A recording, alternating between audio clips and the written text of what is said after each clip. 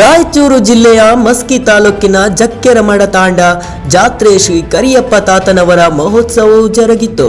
ಪೂಜ್ಯರಾದ ಶ್ರೀ ಧನಸಿಂಗ್ ನಾಯಕರವರ ಉಪಸ್ಥಿತಿಯಲ್ಲಿ ಪ್ರತಿ ವರ್ಷದ ಪದ್ಧತಿಯಂತೆ ಈ ವರ್ಷವೂ ಶ್ರೀ ಮೃನಪ್ಪ ಶಾಲಿವಾಹನ ಶಕೆ 1946ನೇ ಶೋಭಕೃತ ನಾಡು ಸಂವತ್ಸರ ಶ್ರಾವಣ ಶುಭ 4ನೇ ಗುರುವಾರ ರಾತ್ರಿ ಭಜನಾ ಕಾರ್ಯಕ್ರಮವು ಜರುಗಿದವು.